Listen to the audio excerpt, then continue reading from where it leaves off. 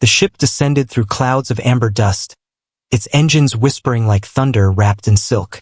Captain Elias Ward stood near the viewport, watching as the planet Kareth rose beneath him. A world of bronze deserts and glittering cities, each one a monument to the Dominion's cold beauty. He'd been summoned here not as a soldier but as a guest, though nothing about the Dominion's invitations ever felt voluntary. His reflection in the glass was that of a man worn thin, graying at the temples, the hard lines of battle still carved into his face. Years of service to the Terran Alliance had taught him many things, but diplomacy was not one of them. Yet here he was, standing in the shadow of the empire humanity had once feared, waiting to meet the alien aristocrats who now called him ally. As the ship pierced the atmosphere, a voice spoke from behind him, soft, formal, melodic. "Captain Ward," the envoy said, "when we arrive, please remember, do not kneel, do not bow. They will see you as lesser if you show reverence." "And if I don't?" Elias asked without turning. "Then they will see you as insolent," she said. "In their eyes, both are equally dangerous." The landing platform gleamed like a mirror under the crimson sky. As the ramp lowered, Elias stepped out, the heat wrapping around him like a physical weight. The Dominion's palace rose ahead, all sweeping arcs and spires of living metal that shimmered with faint motion, as if breathing. Guards lined the approach, tall, silver-skinned beings in ornate armor, their eyes glowing faintly with the hue of molten gold. They didn't move, didn't speak, only watched. At the far end of the walkway, the Archon of Kareth awaited, surrounded by advisors and attendants. "Captain Ward," the Archon said, his voice deep and resonant, "human envoy of the Terran Alliance. You stand upon the soil of the Dominion not as conqueror, but as guest." "Appreciated," Elias replied. "Guests are treated with honor here." "And yet," the Archon continued, "honor is best measured by obedience."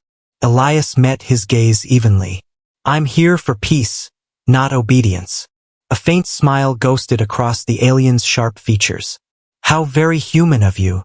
After the formalities came the gift. It was customary, the Archon explained, a gesture of goodwill between their species. When the attendants brought her forward, Elias almost forgot to breathe. She was unlike any being he'd ever seen. Tall and graceful, her skin carried a faint opalescent sheen. Her hair a river of crimson braided into intricate cords that shimmered like molten silk. Her eyes, pale gold with flecks of amber, held something between defiance and sorrow. She wore armor of dark silver traced with thin veins of light, more ceremonial than functional, and a collar of faintly glowing metal that marked her status. "This is Sarai," the Archon said, "once a bondservant of the House of Varen. She is yours now, Captain, as a token of peace between our peoples." Elias frowned. "You're giving me a person." "A servant," the Archon corrected. "She is bred to serve, bound to loyalty by the core sigil in her blood." Elias glanced at her again. She stood still, expression unreadable, but there was something in her eyes. Not fear, not resignation, but the quiet fury of someone who refused to vanish into the role she'd been forced to play. "I don't take people as gifts," Elias said. "You misunderstand," the Archon replied smoothly. "She is not a person in your sense. She is property of her house. To reject her would be to insult the Dominion." "Then I'll insult you politely," Elias said. The chamber fell into stillness. The Archon's expression hardened, but before he could respond, Sarai spoke, her voice clear and composed. "If you refuse, Captain, I will be reassigned. The next master may not be as merciful." Elias turned to her, caught off guard by the calm in her tone. "You'd rather stay with me?" "You will not kill me for speaking," she said simply. "That is reason enough." The Archon smiled faintly. "She has chosen, then. The bond is sealed." "I didn't agree to," Elias began, but a faint pulse of light passed between him and Sarai, the sigil on her collar flaring briefly. "It is done," the Archon said. "May your union bring peace." Back aboard his vessel, the reality of it sank in. Sarai stood silently near the viewport, gazing out at the void. "You're not saying anything," he said finally. "What should I say?" "That you're free to leave if you want." She turned toward him, her golden eyes catching the dim cabin light. "Leave? And go where?" "The Dominion would brand me rogue. Your people would see me as threat. There is no leaving." Elias exhaled slowly. "Then what do you want me to do?" "Nothing," she said. "You will treat me as your property, and I will serve you as commanded. That is the way of things." "Not on my ship it isn't," he said. "Here, everyone works for the same goal. And if I disobey, then I'll ask why." She blinked once, as if trying to process the logic. "You are strange, human. You're not the first to say that." Over the following days, their rhythm took shape. Sarai learned the ship systems with unnerving speed, navigation, repair, even human communication protocols. She spoke little, but when she did, her words carried precision and weight. Elias began to realize she wasn't just intelligent. She was trained, engineered for perfection. Yet beneath the flawless composure, he saw flickers of something deeply human: curiosity, humor, even pain. Once, during a systems check, he caught her tracing her fingers along the bulkhead, eyes distant. "You miss home?" he asked. "I miss choice," she said. "On Kareth, even memory is owned." "What does that mean?" "It means the Dominion decides which parts of us are worth remembering." "That's," he started, then stopped. "That's slavery." "It is survival," she corrected quietly. Later, when they reached orbit over Solara Station, Elias made his decision. He called her into the briefing room, the Dominion crest still glowing faintly on her collar. "Sit," he said. She hesitated. "That's an order," he added with a smile. She sat across from him, her posture regal even now. "I'm filing your bond as null," he said. "Once this paperwork clears, you're free." Her expression didn't change. "Free," she repeated as if testing the word. "Yes. No collar, no owner, no titles." "And what would I be then?" "Whatever you choose." "And if I choose to stay?" "Then that's your choice too." For the first time he saw her hesitate, truly hesitate. "You would trust me unbound?" "You saved my ship twice last week," he said. "That's worth more than paperwork." The next morning the collar was gone. In its place, she wore a simple chain of woven metal, her own design, he later learned, symbolizing rebirth. She still addressed him formally, but her voice carried warmth now, not protocol. The crew began to treat her differently too. They joked with her, trusted her with critical systems, and she responded with quiet grace. One night, during a long drift between stars, Elias found her in the observation deck. She was standing by the glass, watching a nebula bloom in slow color across the void. "It's beautiful," he said. "It's alive," she corrected. "The light you see is the death of stars. Beauty is often born of ruin." "You sound like you've been reading philosophy." "I lived it," she said softly. "Every bondservant learns that destruction is just transformation we cannot control." He looked at her, silhouetted by starlight. "You're not what they said you were." "No one is," she said. "We are only what we are allowed to be." "Not anymore," he said. "Not here."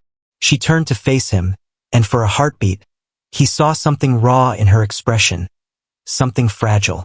"You treat me as though I am equal," she said. "You are. To a human captain?" "To anyone," he said. "Titles don't make worth." She studied him, eyes luminous in the low light. "You truly believe that?" "I have to," he said. "Otherwise, all the fighting meant nothing." She stepped closer, her voice a whisper. "Then perhaps your kind is not as fragile as the Dominion believes." "We break easy," he said. "But we keep getting back up." "Resilience," she murmured. "That is the word you use, yes?" "That's the one." She smiled faintly. "Then maybe I will learn it too." Over time, the bond that had been forced upon them became something else entirely. A partnership built not on command, but on understanding.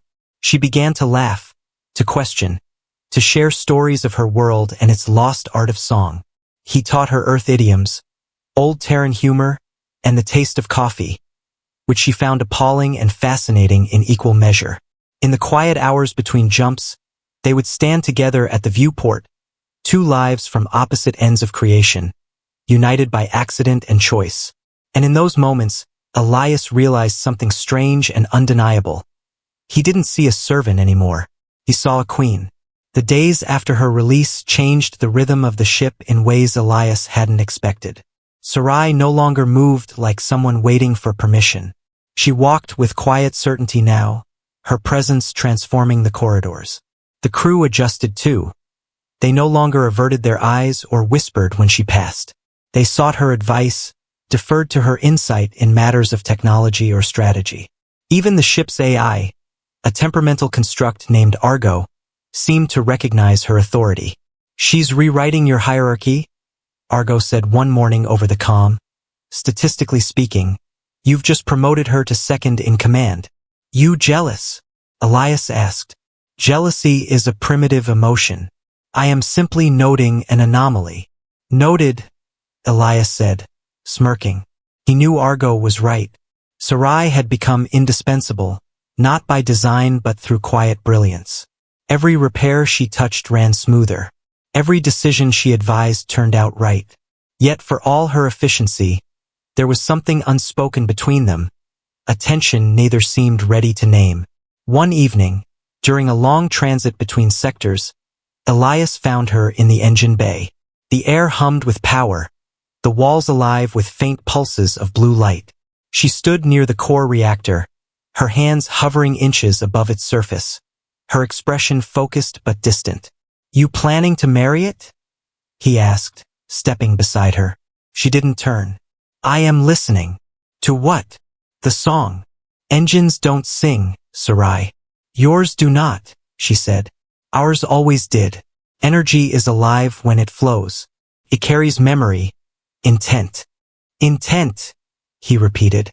"You think your ships wanted something?" "Everything wants something," she said softly. "Even machines. Even stars. What does this one want, then?" "To go home," she said. The answer was so simple, so human, that he couldn't find a reply. Later, when the jump drive stabilized, she joined him on the bridge. Outside, the stars blurred into streaks of light, a corridor through infinity. "Where were you born?" she asked suddenly. "Mars Colony," he said. "Small dome. Red dust everywhere. You'd have hated it." "Why?" "Too dry. Too dead." "Death is not absence," she said. "It is quiet. That's one way to put it." "And you?" he asked. "Where did you grow up?" "On Orelise Prime," she said. "The first world of the Dominion. The sky was silver, its oceans like glass. I used to walk the tide fields before dawn. When the light touched the water, it sang." "You keep saying that. Things singing. Because you cannot hear it," she said. "You listen only to sound, not to meaning. And you can." "I was bred for it," she said quietly. "Each servant of my lineage is born with resonance, an attunement to the frequencies of life. It is what made us valuable, and what enslaved us." He turned toward her. "Resonance? You mean like telepathy?" "No," she said. "Closer to empathy. I feel what others wish to hide. Their fears, their truths." "You can read me?" "No," she said. "Humans are loud but not clear. You carry contradiction like armor." "I'll take that as a compliment." "It was," she said, smiling faintly. "You confuse the universe with your chaos, and somehow it listens. That's humanity for you." "Yes," she said. "And it is why I stayed." Over the next weeks, the Asterian traveled deeper into the border sectors, where Dominion influence still lingered. Their mission was routine, to survey derelict outposts for remaining technology. But to Sarai it was more. "These were our sanctuaries," she said as the ship approached a broken moon haloed in debris. "Places where my kind were taught obedience." "We don't have to land," Elias said. "You don't need to see this." "I do," she said. "If we run from memory, it owns us." The facility they found was silent, its corridors filled with dust and light that filtered through fractured domes. Faded banners of the Dominion still hung on the walls, depicting figures of authority and power. In one chamber, Sarai knelt before a shattered console, brushing her fingers across the symbols etched into its surface. "This was my designation," she said. S9A. I was the 9th variant of the Orelise line. There were 12. What happened to the others? Reclaimed, she said. When a servant defied their order, their resonance was extracted. Extracted how? The Dominion called it purification. Her voice trembled for the first time since he'd met her. He stepped closer, but she held up a hand. "Do not pity me," she said. "It dishonors the dead." "Then what do you want me to do?" "Remember them," she said. "So they are not only numbers." "I can do that," he said. They left the facility in silence. When the ship re-entered orbit, Elias found her standing in the observation deck again, her eyes fixed on the fractured moon below. "They taught us to obey," she said. "But they forgot one truth." "What's that?" "Obedience cannot kill the soul. It only buries it." "And yours?" he asked. "It woke when you refused to command me." Days turned into weeks, and word began to spread. Other Dominion outposts reported sightings of the Asterion and its strange crew, a human captain and a freed Orelise bondservant working side by side. To the Dominion elite, it was heresy. To the oppressed, it was hope. "You've started something," Elias said one night as they studied a transmission from the frontier. "Freedom's contagious." "Freedom," she said, "is a flame. It burns those who hold it carelessly. Then we'll hold it carefully." "You speak as if it were that simple." "It's not," he said, "but it's worth trying." One evening, they received a summons from the Archon himself. "Captain Ward," the message began, "your actions have not gone unnoticed. You are recalled to Kerith immediately. You will return the servant to her rightful house." Elias read the words aloud, jaw tightening. "They think they still own you," he said. "They always will," Sarai said, "unless we prove otherwise. You're not going back. If we run, they'll hunt us. If we go, we choose the terms." "You're sure about this?" "I am tired of being a secret," she said. "It is time they see what they created." When the Asterion returned to Kerith, the welcome was colder. The Archon's hall was as vast and gleaming as before, but this time, the air hummed with tension. Elias and Sarai stood side by side before the throne. "Captain," the Archon said, "you were given a gift, and you have perverted it. The servant was bound to your command, not your affection." "Affection wasn't part of the deal, was it?" Elias said. "No," the Archon replied, "nor was defiance." "You enslaved her kind for centuries," Elias said, "and you call us barbaric?" "She was created for servitude. It is her nature." "You talk like she's a machine," Elias said. "She's alive. She feels. She thinks. She is property," the Archon said coldly, "and you are trespassing on the laws that govern this dominion." Before Elias could answer, Sarai stepped forward. "Enough," she said.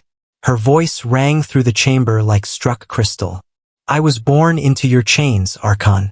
But you forget, I was born from the same light as you. Your empire thrives on resonance. And who among you hears it better than I?" The Archon frowned. "You dare?" "I dare because I am free," she said. Her collar began to glow, not with the Dominion's mark, but with her own light, the resonance she'd kept hidden now radiating in pure gold. "The sigil you placed upon me was meant to bind. I turned it inward. It no longer obeys." The Archon's eyes widened. "Impossible." "No," she said. "Human." The guards moved, but Elias stepped forward, his hand hovering over his holster. "Careful," he said. "She's not yours anymore." The Archon glared. "You think you can challenge centuries of rule?" "I don't need to," Elias said. "She just did." The confrontation ended not in violence, but in revelation. When the Archon scientists examined her resonance, they confirmed the impossible. The bond that had enslaved her had evolved. It no longer drew power from submission but from will. Her freedom was self-sustaining, untouchable. To destroy her would destabilize the Dominion's control network. "You are an anomaly," the Archon said, shaken. "A risk to order." "Then perhaps order must change," she said. When they left the hall, Elias expected fear or regret, but Sarai only looked serene. "You realize what you've done," he said. "You just rewrote their laws." "No," she said softly. "We rewrote their belief." The news spread faster than light. Across the Dominion, bondservants began to question, to test their resonance. Some failed, others succeeded, but the idea had taken root. Elias watched from the ship's viewport as transmissions flooded in, whispers of revolt, of hope. "You've started a revolution," he said. "No," she said, standing beside him. "I have simply reminded them they were never truly slaves." "You think they'll follow you?" "I do not need them to follow.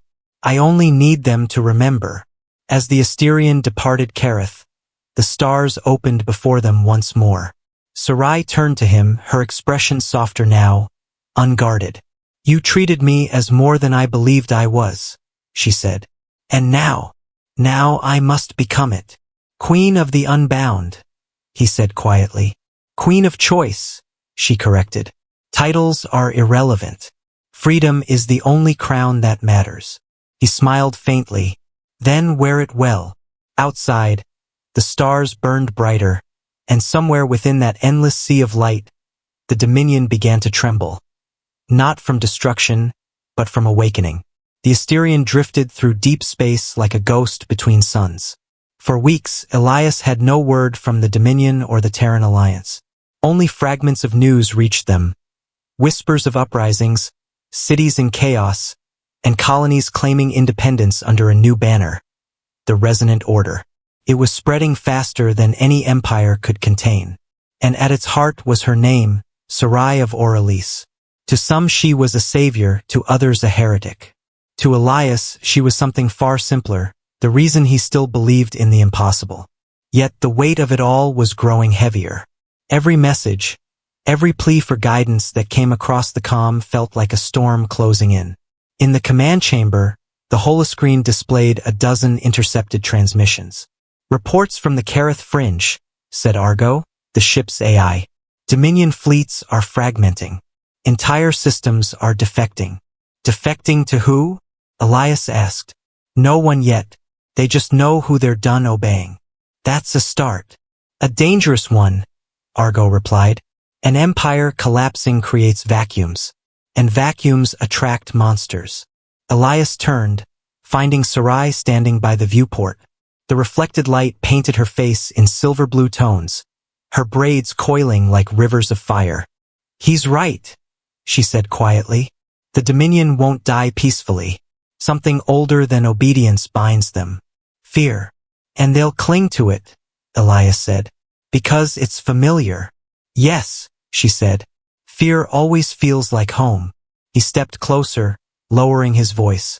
"Then we change what home means." "You speak as though it were that simple," she said, eyes flicking toward him. "Freedom is not an idea you hand to people. It is a mirror. Most cannot bear to see themselves in it. And you." "I look," she said softly, "even when it hurts." Days passed. They were en route to the Calith Rim, where Dominion loyalists were rumored to be massing. The crew grew restless. Long hours, distant stars, endless tension. But Elias noticed something else too. The way Sarai carried herself had changed. There was a quiet power in her now, the kind that made people fall silent when she entered a room. The soldiers who once looked at her with suspicion now stood straighter in her presence. Even hardened veterans began calling her commander without irony. Elias said nothing to correct them. In truth, it felt right. She never demanded authority. She simply radiated it. When they reached Calith, they found not an army but ruins. The entire orbital yard was in flames, shattered hulls drifting through black space. "No survivors detected," Argo said. "Sensors show residual weapon signatures. Dominion make, class R9 plasma." "They turned on their own," Elias muttered. To erase what they couldn't control. No, Sarai said quietly. Not erase. Purify. This is what they call mercy. Her tone was flat, but Elias saw her knuckles whiten. We can still help the ones below, he said. Deploy search drones. She nodded once. And arm the medbays. They will not come to us unarmed. Hours later, the first shuttle returned with survivors.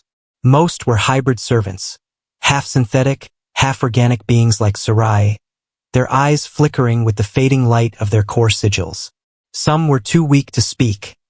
Others whispered prayers in forgotten tongues. Sarai moved among them like a ghost of their past, touching hands, whispering names, reminding them of who they were. One young woman, barely 20 by human standards, clutched Sarai's wrist and said, "We heard your voice. In the pulsenet. It told us we were free." Sarai froze. "My voice. You spoke from the stars," the girl said. "You said, the chains are illusions." Elias watched her uneasy. "You've been broadcasting again," he said when they were alone. "Not intentionally," she said. "Resonance travels faster than I understand. The core within me remembers more than I thought." "So you're becoming their symbol," he said. "Without trying." "Symbols are dangerous," she said. "They survive even when truth dies." "Then we keep both alive," he said. That night, the stars above Calith burned orange with debris fires. Elias couldn't sleep. He found Sarai outside the medbay, staring into the dark void through the hull's reinforced glass. "You ever think about what comes after all this?" he asked. "After the Dominion falls?" "There is no after," she said. "Only what comes next." "That's the same thing." "No," she said. "What comes after is peace. What comes next is consequence." "You think they'll come for you?" "They must," she said. "To them I am infection. To cleanse their empire, they will need to burn the cure." "Then let them try," he said. "They'll find the infection fights back." She smiled faintly. "You speak like a warrior again. Force of habit. Do you miss it?" "No," he said. "I just learned too late what it costs. War always costs more than victory can pay." "That's poetic," he said. "Everything you say is poetic." "It is how my people hide pain," she said softly. When dawn came, their sensors caught the flare of a Dominion fleet emerging from hyperspace, 40 ships strong. "They found us," Argo said. "Admiral Terran's flagship is broadcasting demands." "Patch him through," Elias said.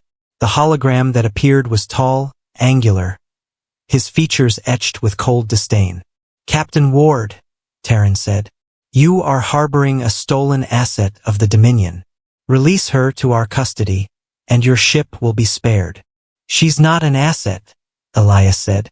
"And she's not yours." "You misunderstand," Terran said. "That being carries proprietary resonance technology belonging to the Dominion core. It is not a person. It is property." "Funny," Elias said.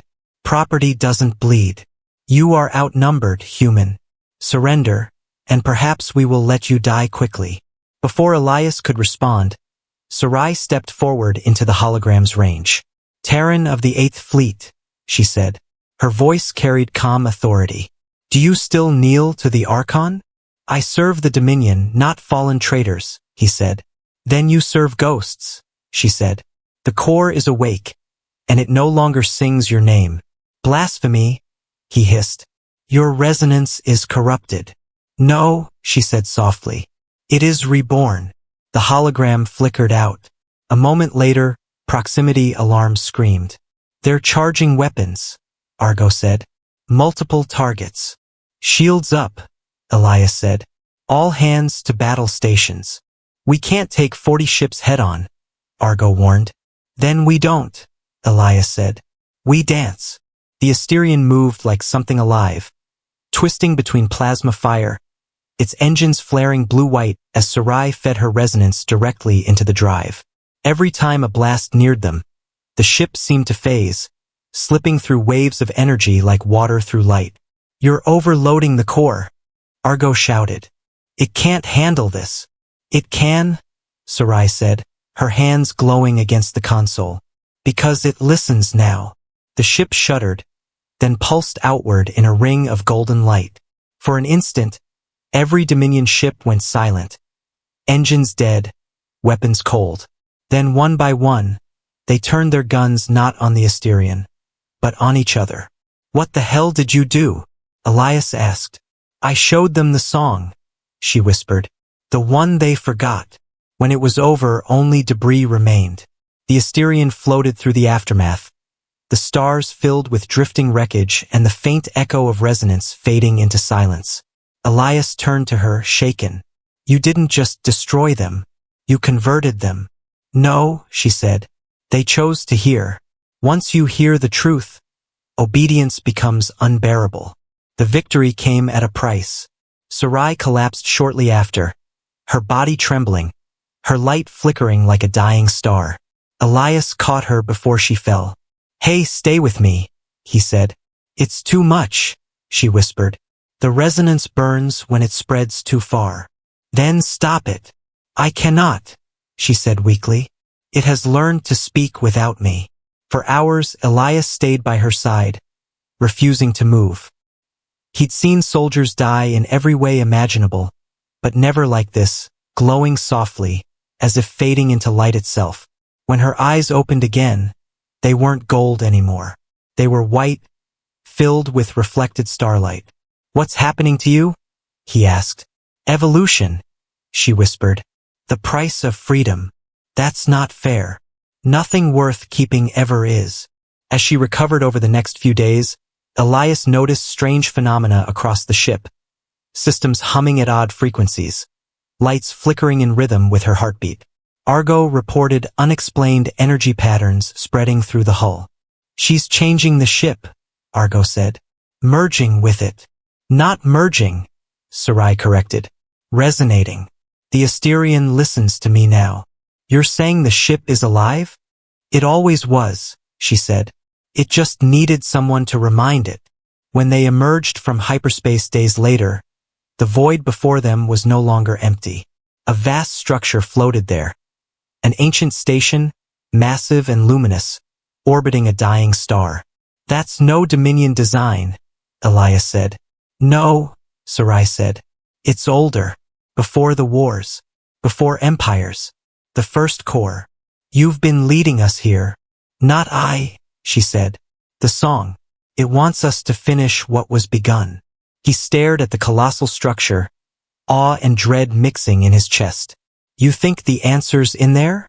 The answer is everywhere, she said. But the truth sleeps inside. As the Asterian drifted toward the station, the dying star pulsed once, like a heartbeat across the cosmos. Sarai turned to him, her expression unreadable. Whatever happens next, she said, remember that you treated me as a queen when all the universe saw a slave. That is the foundation of every freedom yet to come. I just did what was right. And that, she said softly, is why it mattered. He looked at her luminous, fierce, fragile in the glow of the dying sun. And for the first time, he wondered if the universe itself had chosen her, or if she had chosen to rewrite it. The ancient station loomed before them, a silent cathedral of light and ruin floating above the dying star. Its surface was etched with runes that pulsed faintly in gold and blue, like veins beneath skin, and from its core emanated a hum so low it resonated in the bones. Elias stood on the bridge of the Asterian, staring at the structure, knowing instinctively that this was no relic of the Dominion. It was something older, something primordial. Argo, he said. Status report. The AI's voice flickered with static. The station's emitting a resonance field. It's syncing with Sarai's frequency. I'm having trouble maintaining power balance. Can you keep us stable? For now, Argo said. But the ship's not built to sing in tune with gods. Elias glanced at Sarai, who stood beside him, her hands clasped behind her back, eyes glowing faintly with reflected light. You know what this place is, he said. Don't you? Not completely, she said. But I can feel its memory. This is where the first core was born. Before the Dominion twisted its song. They docked at the station's outer ring. The airlock opened into a corridor vast enough to fit a small ship, its walls lined with crystalline pillars that shimmered faintly when they passed. Each step echoed like a chord struck on an unseen instrument. "This place is alive," Elias murmured. "Alive and listening," Sarai said. "Be careful what you think. It might answer." They moved deeper into the station until they reached a chamber unlike any Elias had ever seen. A circular hall surrounded by floating obelisks of light, each rotating slowly around a central platform. Suspended in the middle was a sphere of golden energy, pulsing like a heartbeat. "The core," Sarai whispered. "The original resonance." Elias took a cautious step forward. "You think it's aware?" "It is aware of everything," she said softly. "It remembers every echo, every voice that ever touched its song." "Including yours?" "Perhaps," she said. "But it is older than memory. It feels truth, not identity." As they approached the sphere, faint images flickered around them. Ghostly figures, alien and human alike, moments from countless lives overlapping like reflections in broken glass. Elias felt his heart race. "What the hell is this?" "Resonance," Sarai said. "Every life that ever sang to the core leaves an imprint." The Dominion tried to silence it, but truth cannot be erased. It only waits. For what? For someone willing to listen. Sarai stepped closer to the core, her armor glowing brighter as if answering its call. "It's reacting to you," Elias said. "No," she said. "It's remembering me." The light intensified until the air itself vibrated. Elias shielded his eyes as the chamber filled with warmth, and when the glow subsided, they were no longer alone. A figure formed before them, a towering shape of pure light, neither male nor female, its form constantly shifting. His voice was everywhere and nowhere. "Child of Orelise," it said, "you carry the corrupted flame." "I carry freedom," Sarai replied. "The flame is reborn." "Freedom," the being said, its tone curious. "A word humans whisper to hide their fear. And yet it endures," Elias said, stepping forward. "Even when empires fall." The being turned toward him. "You are of the lesser race, the ones who sought the stars and brought war instead of peace. We also brought mercy," he said, "and choice." The light pulsed, as if amused. "Choice," it repeated. "A creation of chaos. Dangerous. Beautiful. Like life," Sarai said. "The Dominion used your song to enslave. We will use it to free." "You would rewrite creation," the being said. "Even gods fear that." "Then maybe gods should," Elias said. The chamber fell silent. The being regarded him for a long moment, and when it spoke again, its tone had changed, less distant, almost gentle. "You are the reason resonance endured," it said. "Your defiance seeded the new melody." "I just did what anyone should," Elias said. "You did what no one else dared," the voice replied. "You treated what was owned as equal, and in doing so, you changed the frequency of the universe." The core pulsed again, brighter now, and tendrils of light reached toward Sarai. "What's happening?" Elias said. "It's choosing," she whispered. "Choosing what? Who will carry the song?" The light touched her chest, and her body convulsed, eyes flashing white. "Sarai!" Elias shouted, reaching for her, but the energy lifted her off the ground.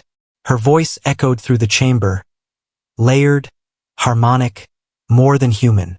"It remembers us all," she said. "It wants to speak through me." "Then let it," Elias said. "Don't fight it." "If I let it fully, I won't come back," she said. "It will consume me. Then we find another way." "There is no other way," she said, her voice trembling.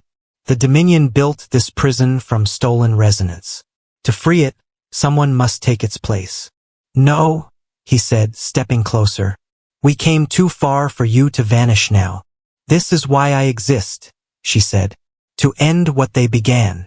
The core's glow intensified until it filled the entire chamber. Elias could barely breathe under the pressure. "If you do this, you'll die," he said. "No," she said softly, her voice fading into the hum. I will become. The light exploded outward, and for a heartbeat, everything dissolved. Sound, color, time. When Elias opened his eyes again, the chamber was silent. The core was gone. Only faint golden motes drifted in the air. Sarai, he whispered. There was no answer, just the lingering warmth of her presence. Back aboard the Asterion, the ship's systems were unstable. Argo's voice flickered. Captain, something's changed. The ship's resonance has synchronized with the station.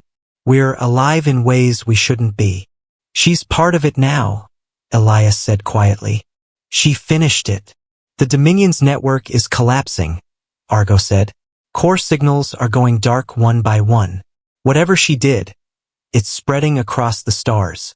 Elias sank into the captain's chair, feeling the weight of silence press against his chest. She saved them all, he said. But she's gone. Perhaps not entirely, Argo said. There's something in the data. Her voice, buried deep in the signal. Patch it through. Static filled the air. Then a faint whisper. Elias, her voice said. He froze. Sarai. The song continues, she said. Through the machines, through the stars. Do not mourn me. I am in every echo that remembers freedom. That's not good enough, he said, his voice breaking. You can't just, I am with you, she said softly. Always. The signal faded, leaving only silence and the hum of the engines. Weeks passed. The Dominion fell, fractured into independent systems. The resonance wave continued to spread, cleansing what was left of the old core network. Across the stars, people began to rebuild, humans and Aurelians side by side, united by the woman who had rewritten the laws of existence. The Terran Alliance called it the Age of Resonance. Elias remained aboard the Asterion, now half living, half machine. The crew called it haunted, but he knew better. Sometimes, when the engines hummed just right, he heard her, faint, melodic, laughing in the static. He spoke to her often, not caring if anyone heard. You'd hate what they're doing with the statues, he said once, staring at a broadcast of her memorial. You never wanted worship. The ship's lights flickered in response, as if amused. Yeah, he said softly. Thought so. Months later, while charting a new sector, Argo detected a faint energy spike. Captain, it said, we're picking up a resonance signal. Coordinates match the core frequency. That's impossible, Elias said. The core's gone. And yet, Argo said, there it is. He stared at the display. A golden pulse, rhythmic, familiar. His heart raced. Set course, he said. When they arrived, they found it. A newly formed structure orbiting a barren moon, small but unmistakably alive. Its light pulsed like a heartbeat. Elias stood at the viewport, silent for a long time. She's rebuilding it, he said finally. Not the Dominion's version, hers. Argo's tone softened. Perhaps the universe needed a queen after all. No, Elias said quietly. It needed someone who remembered how to listen. He stepped closer to the glass, resting his hand against it. The pulse of light seemed to answer. You found your voice, he whispered. Now teach them how to hear it. For a moment, he swore he heard her laughter again. Faint, bright, and infinite, woven into the hum of the ship. Outside, the newborn core bloomed brighter, its resonance spreading like dawn across the void. And for the first time since the war, Elias felt something that had once seemed extinct. Hope. The light of the newborn core pulsed across the viewport like a heartbeat from the heavens. The Asterion floated silently in its orbit, the ship's hull bathed in the radiance of the structure Sarai had become. Elias stood at the glass for what felt like hours, watching the steady rhythm of golden light against the infinite dark. Each pulse resonated faintly through the ship, a hum that matched the cadence of her voice in memory. Around him, the bridge was quiet. The crew had long since learned to move gently when the captain was listening. Even Argo, whose voice once filled every silence, spoke now only when necessary. Captain, it said softly, the wave front is expanding again. It's reaching the Terran systems. How long before it touches Earth? Elias asked. Less than 2 cycles. They will hear her soon. Good, he said, his voice low. Maybe it's time they listened. The hum grew stronger. Elias could feel it in his bones, in the very air, a vibration that wasn't just sound but memory. He closed his eyes and breathed in the faint metallic tang that always came with resonance shifts. He'd lived long enough to recognize when history was rewriting itself, and this time it wasn't written by the victors. It was written by those who had once been silent. The song Sarai had unleashed continued to spread, reshaping minds, freeing the bound, dismantling the Dominion's architecture one pulse at a time. But even victory had weight. Refugees flooded the stars, systems fractured as old rulers vanished. Humanity, for all its resilience, struggled to adapt to the new equilibrium. Argo, Elias said. Any reports from the colonies? Conflicting, the AI replied. Some call her a savior, others a virus. The Terran Senate wants to study the phenomenon. They've sent emissaries asking for your testimony. They can wait, Elias said. This isn't something to study. It's something to understand. He turned from the viewport and looked across the bridge, where the faint traces of resonance still shimmered along the walls. He'd spent his life fighting wars, first between species, then between ideals, and now, at the end of it, he was the last witness to a miracle that refused to fit into history books. Sarai had changed everything. But what haunted him most was not her sacrifice. It was that she had left him the choice of what to do next. Freedom wasn't a gift you could store. It was something you had to keep alive, every day in every act. He made his way to the observation deck, where the ship's resonance field was strongest. As he entered, the hum deepened, like a sigh of recognition. You still there? He whispered. The lights flickered, and for a heartbeat, he thought he saw her silhouette reflected in the glass. Tall, luminous, her eyes like twin suns. I know, he said. You told me not to mourn. The lights pulsed once, a gentle shimmer of gold. But I never was good at following orders. Argo's voice interrupted softly. Captain, incoming transmission. Encrypted, origin unknown. Put it through. The hollow display flickered, revealing a woman he didn't recognize. Human, but wearing a crown of crystalline filaments that glowed with faint resonance. Captain Ward, she said. I am Lysandra of the Corborn. We've been searching for you. Corborn? He repeated. We are what remains of the Aurelice lineage, those touched by the resonance after the fall. Your ship's signal guided us here. You're saying Sarai's song reached you? It made us, Lysandra said. She wove her code into the light. Every child born under her wave carries a fragment of her memory. Elias felt his breath catch. Then she's alive in you. In all of us, Lysandra said. But something is wrong. The resonance is weakening near the outer sectors. We need to stabilize it or it will fade. What do you need from me? He asked. The human who heard her first, she said. The one she trusted. The song won't respond to us. It's waiting for you. Elias stared at the projection, the weight of her words sinking like a stone. You're asking me to go into the core. Yes, Lysandra said. It will only open to your frequency, to her echo within you. And if I do nothing, then her light dies, Lysandra said simply. The decision took no time at all. Set a course, he told Argo. Destination, the core. Captain, the AI said. You realize this could kill you. So could staying still, he said. Let's move. The journey to the core's heart was unlike any he'd taken. As the Asterian approached, the resonance field intensified, distorting reality itself. Space folded in rippling waves of gold and white. The closer they came, the more the ship seemed to hum in harmony, not with engines or systems, but with emotion. Argo's voice grew faint. Captain, structural integrity dropping. We're not designed for this level of interaction. You'll hold, Elias said. She's guiding us. When they breached the outer layer, light flooded every corridor. Elias stepped into the chamber where the new core had formed, smaller than the ancient one, but alive with motion. Streams of energy spiraled like rivers through air, and at the center hovered a crystalline heart, beating with slow, deliberate rhythm. He could feel her presence there, faint but undeniable. "Sarai," he whispered. "I'm here." The core pulsed, and her voice filled the chamber, soft and immense. "Elias." He smiled despite himself. "You always did know how to make an entrance."